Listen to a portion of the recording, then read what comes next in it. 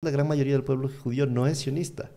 O sea, nosotros tenemos personajes como Netanyahu a la cabeza de un Estado que tiene un lineamiento político hacia esta exterminación de un pueblo palestino que no es compartido necesariamente por todos los judíos del mundo y en realidad es una minoría dentro de eso. Entonces, por eso, primero para decirlo, porque ni siquiera Israel representa a todos los judíos, tenemos muchos más judíos fuera Imagínate. de Israel.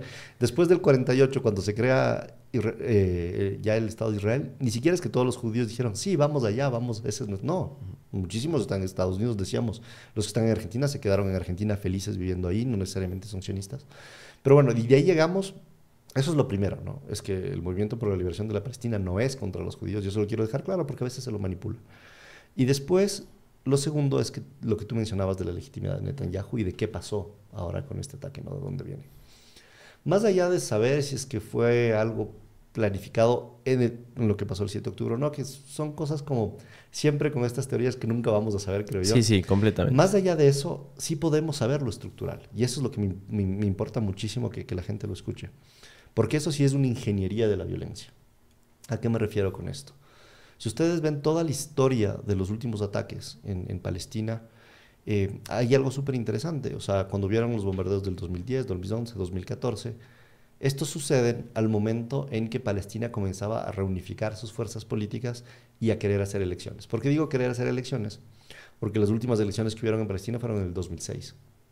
En el 2006 es cuando, además ahí desmiento una cuestión que a mí me pareció loco ver en periódicos, creo que fue como El Universo en Ecuador, que ni siquiera saben de qué están hablando. Lo vi hace un par de días cuando ellos decían, eh, el Hamas se apoderó del territorio de Gaza en el 2006 y entonces en el 2007 los israelíes hicieron un bloqueo, cuando históricamente es exactamente lo contrario. O sea, históricamente Israel decidió retirarse en el 2005 de esa zona para tener otra forma de ocupación y ahí fue donde crearon el bloqueo y fruto de la brutalidad de ese bloqueo florecen posturas como la de Hamas, que fue electo democráticamente en Palestina. Que nos guste o no, que estemos de acuerdo o no, fue a través de elecciones. ¿Y qué pasa? Es que desde el 2006 no han podido haber elecciones en Palestina porque cada vez que se ponen de acuerdo el Hamas y el Fatah, que es el otro partido político que está en Cisjordania mayoritariamente, Israel crea una tensión para que no pasen las elecciones, para seguir manteniendo una narrativa de que son ellos la única democracia en Medio Oriente, de que los otros simplemente son unos terroristas que se apoderaron de Gaza, cuando ellos están diciendo hagamos elecciones. Eh, ¿Y por qué hablo de esto para llegar hasta ahora?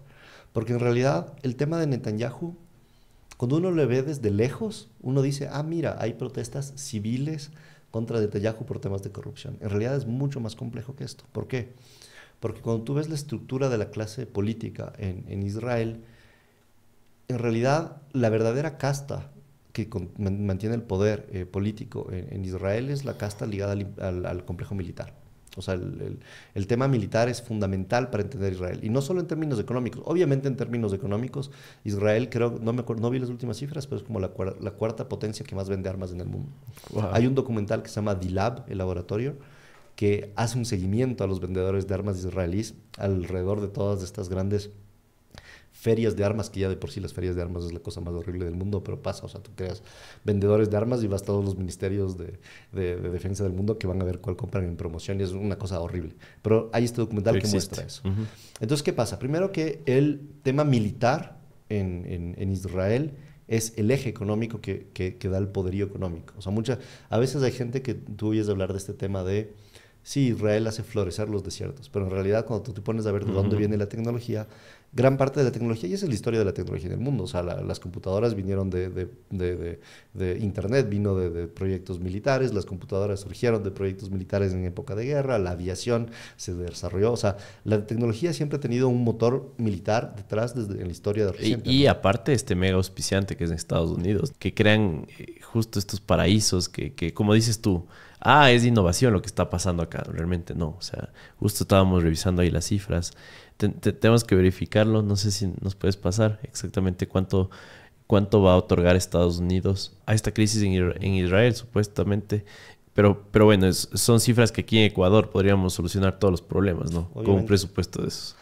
Pero y justamente, y para ir, o sea, el rol de Estados Unidos y de Netanyahu, para ir hacia esa parte, mira, el tema de Netanyahu, ¿por qué yo hablaba de lo militar? Porque claro, ningún presidente llega con este poderío, o sea, que tiene el complejo militar, pero no solo poderío económico, sino cultural. ¿Por qué digo cultural? Porque el servicio militar es obligatorio para todas las personas en Israel. La persona que no va al servicio militar va a la cárcel por desobediencia. Eso es algo que hay que saberlo. Entonces, el servicio militar además no son 2 o 3 meses, son 3 años de servicio militar. Si ustedes ven, por ejemplo, y veámoslo en Ecuador.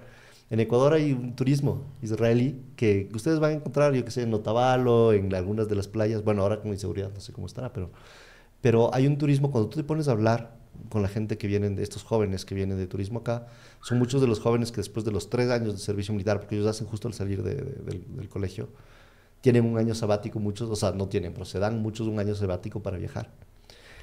¿Qué estamos diciendo aquí? Es que toda la población israelí pasa 3 años en un contexto de guerra, de formación militar. Y digo contexto de guerra porque los mandan, el primer año, los mandan o cerca de Gaza, en la frontera de Gaza, o a la ciudad de Hebrón, a la que yo te contaba. Tú ves a chamos, algunos son de 16 años, controlando el paso militar en Hebrón con metralletas y muertos de miedo. Y tú lo ves, o sea, tú lo ves, y los ponen en las zonas más duras los primeros años. Entonces, la cultura militar, por un lado, y por el otro lado, el poderío económico militar en Israel, del complejo militar, hace que tú no tienes un presidente que llegue a ser electo o que conformes alianzas estratégicas que mantengan un poder político, si no tienes una venia del poder militar detrás. ¿Y qué pasó con Netanyahu? Como tú decías, Netanyahu tiene más de 2 décadas de estar ahí. Lo que sí no fueron gobiernos continuos, ¿no? Él perdió en el medio una elección.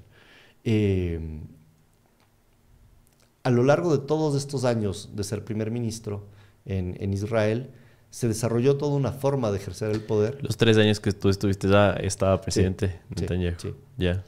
Y claro, la forma de ejercer el poder se ha vuelto tan autoritaria y tan corrupta que en algún momento, cuando explotan todos estos escándalos de corrupción de Netanyahu, eso comienza a afectar la imagen del ejército que lo apoyaba. Entonces comienza a haber un sector del ejército israelí que dice, tal vez ya no vale la pena apoyarle a Netanyahu porque ya se está yendo muy lejos en su forma de la corrupción, en su forma de ejercer poder y cosas así. Y comienza a haber un quiebre y Netanyahu va en contra de eso. Hay un quiebre entre una parte del sector militar y Netanyahu. Y estas protestas que nosotros vimos surgir desde aquí, ¿no? Que desde aquí tú ves eso, tú dices, son ciudadanos descontentos con la corrupción.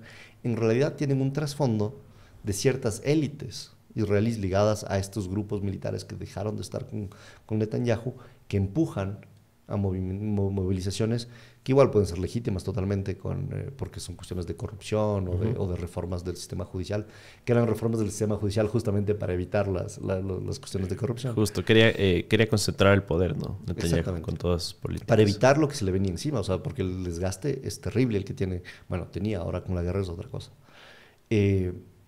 Entonces estas manifestaciones surgen de ahí, apoyadas también por esta casta militar israelí que se había separado de Netanyahu. ¿Y por qué es importante entender esto? Porque Netanyahu en un momento, frente a esta ruptura con esta casta militar, encuentra un aliado natural para mantenerse un poco en el poder, que son los más radicales de Israel, que al comienzo no estaba con los más radicales. Como yo te digo, la propia sociedad israelí a veces hasta condena a los más radicales porque ya es demasiado. O sea, es una cuestión que raya en un racismo, en una deshumanización que es brutal. Que deben ser los más alineados al tema de sionismo, ¿no es cierto?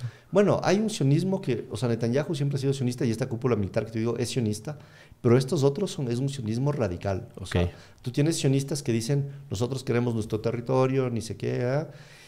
Es más, hay sionistas que dicen, tengamos los 2 estados. Y dicen, porque nosotros teniendo los 2 estados, vamos a estar en paz, ellos van a tener su estado y nosotros vamos a tener nuestro estado israelí. También hay sionistas que dicen pero eso. Al tener un eje militar tan fuerte, obviamente, no es algo que les conviene. Y sobre todo los más radicales, no. O sea, los más radicales dicen hay que exterminar al pueblo palestino. O sea, hay radicales en Israel que sí dicen eso. De la misma manera que hay radicales en la resistencia que también pueden decir otras cosas, ¿no? Eso, el problema es que estar 75 años de ocupación militar crea unas cuestiones radicales que en ningún momento pueden ir hacia la paz. En todo caso, Netanyahu se acerca de estos radicales para tratar de mantener el poder.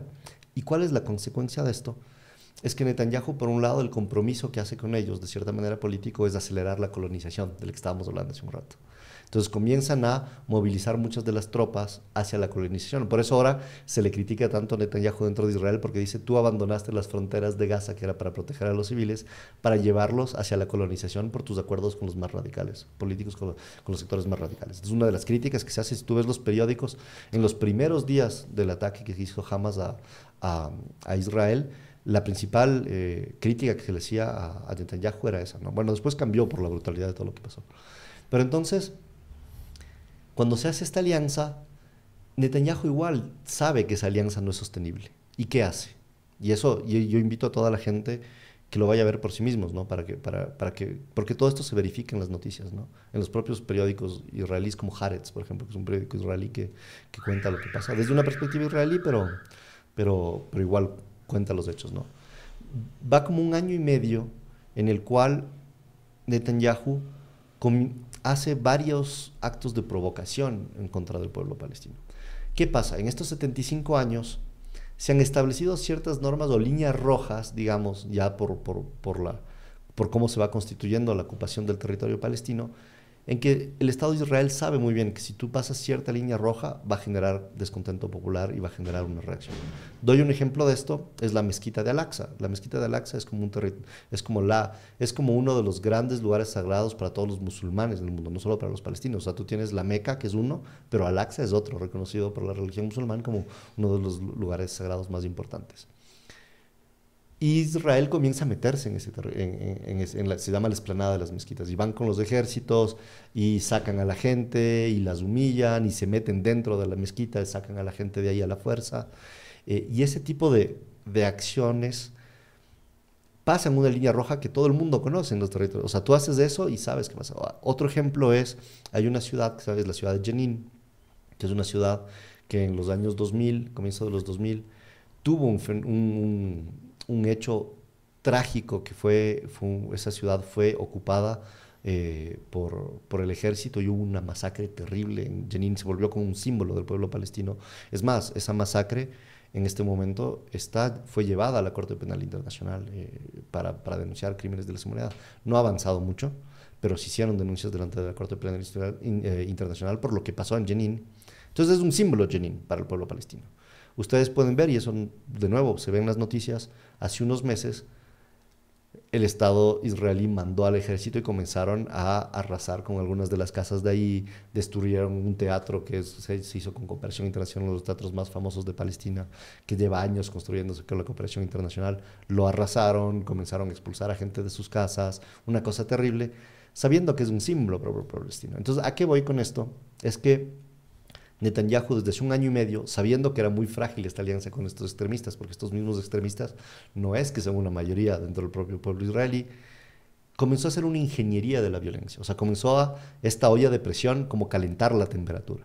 O sea, pasarse líneas rojas, avanzar hacia la explanada de las mezquitas, cortar, como tú decías, cortar el agua o la electricidad a Gaza de vez en cuando, cosas así, sabiendo que iba a haber una reacción. Yo no estoy seguro de que ellos imaginaban el nivel de reacción que iba a haber. Eso no se puede saber y no podremos saber nunca cómo fue. Así es. Pero lo que sí es cierto y estructural, y eso cualquier persona lo puede verificar simplemente siguiendo las noticias de este último año y medio, es que Netanyahu sí operó una ingeniería de la violencia. O sea, él fue pasando sistemáticamente todas estas líneas rojas que se conocen desde hace décadas en Palestina, sabiendo que eso iba a hacer subir la olla de presión y que iba a haber una reacción. Porque él sabe que el momento en que haya una reacción, se une toda la nación israelí frente al enemigo común, y en ese momento él iba a volver a poder juntarse con la élite militar que ya le estaba dando la espalda. Entonces, finalmente lo que pasa ahora viene de esta ingeniería. O sea, de ahí a saber el 7 de octubre cómo se hizo o no, si es que ellos se lo esperaban o no, nunca sabremos exactamente de todas estas teorías, pero la ingeniería de la violencia sí está clarísima en todos los hechos que pasaron. Claro, y algo que hice yo es solo poner la idea sobre la mesa, porque ahora que tú diste todo este contexto, no es descabellado pensarlo, y las respuestas jamás son como, hubo un atentado terrorista y ahorita es el pueblo israelí el que sufre. O sea, la vida no es tan simple, me explico. En serio, hay un contexto detrás, y creo que has hecho una masterclass ahí de explicarnos un poquito de lo que pasó.